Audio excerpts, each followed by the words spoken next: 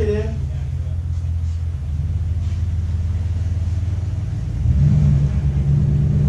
Yeah.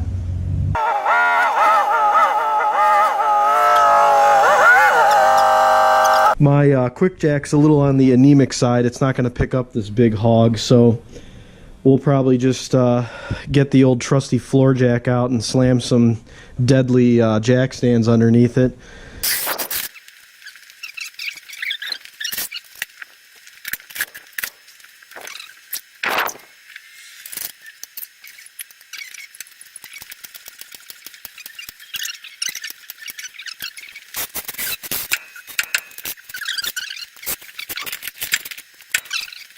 Okay, so we got a key, so when you're in the hood, they don't jack your rims.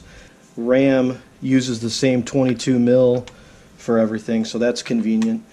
I know in the hood, what they would do to bypass this is just get a socket that's close and hammer it on. But this is kind of nice, it's rounded, so it's actually harder to smash a socket on here to get that one off.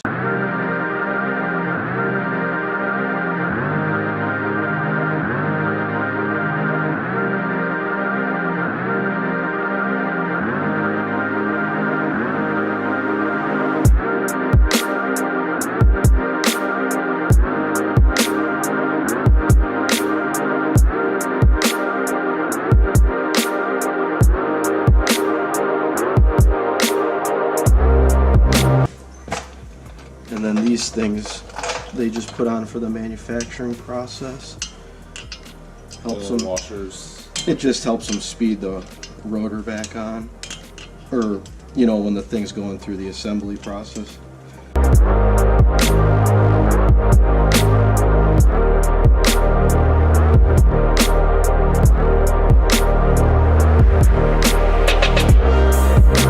Oh, they pop off pretty good.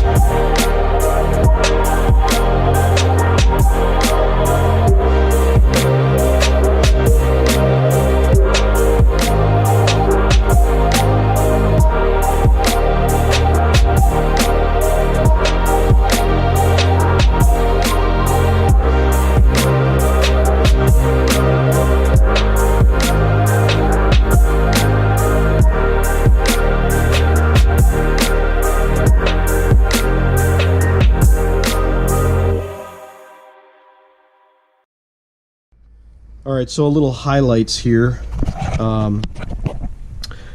The things you want to look out for with doing a job like this is these clips. They need to be installed the right way, because when the brake gets applied, and the pads squeeze against the rotor, these clips also help bring the pads back out after you let off the brake. So obviously there's still good grease on the caliper bolts. The slide pins were greased still and they looked fine. I greased everything where the pad comes in contact with. I think it's just a good idea. Obviously use some kind of brake grease or silicone paste. And I did use anti-seize on the bracket bolts, and those are pretty big. I torqued those down just with the big Milwaukee. And this is a little trick that I've done before. Basically, I use a oversized nut to hold on the rotor while I'm working, because if you saw in, maybe you didn't see, but I'm trying to see if there's one line around here. There's like a little metal thing that holds the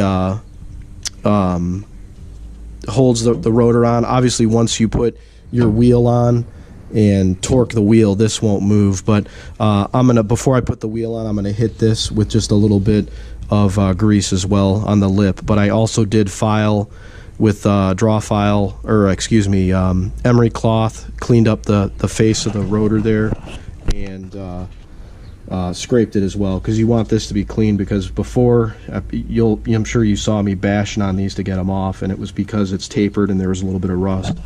So we're just going to do the other side and see how it goes, and we'll take it for a road test, and then we'll do the rears.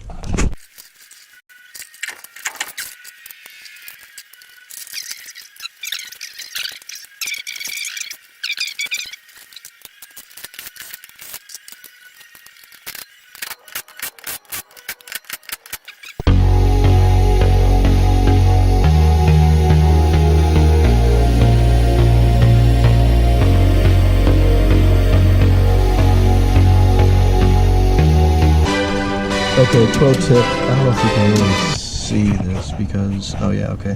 So this inner nut right here really doesn't serve too much of a purpose other than making you angry, because like you can't really get, I don't know, it looks like a 17 or something. You can't, because of this flange here, you can't get a wrench. You'd almost have to have a real skinny wrench to fit in there. So when you need to loosen this, you can just put a small pair of channel locks on here and just hold the collar, because that's really all you're doing is holding it, and then you'll be able to back this baby off. I think that's a 12, and you shouldn't have an issue. So a little pro tip for you if you're getting feisty doing that.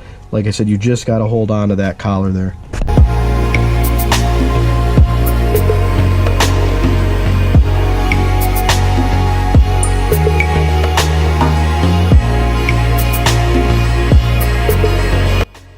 That's the little hold down thing I was talking about. I don't even know what you would call it, but it basically, during the assembly of this truck, they slap this rotor on, and then to keep the thing from going all wampus, they just run this thing on, and then these little back cut piece of metal, they hit the threads there, and then they keep the rotor tight against the face of the hub.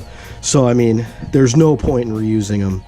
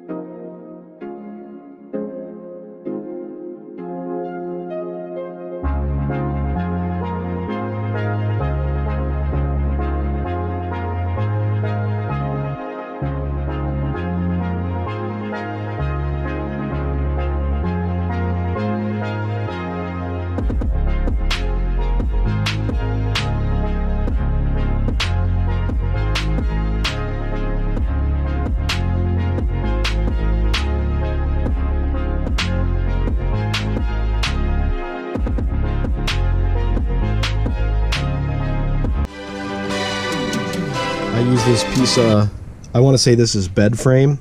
So if you're really crafty, you could go garbage picking and find some old bed frame from South Euclid or wherever you reside, and use this to push in your pistons, because if you push in this one's going to come out. So you got to push them in at the same time. So it's custom. You know, you could write Snap-on on there, and it's worth like $400, but just laid it on there and squeezed it with my C-clamp, and the pistons get pushed in fine. So you also want to make sure that you clean the face of this a little bit. Just get the old goo off of it if you can, and then put some silicone paste on it.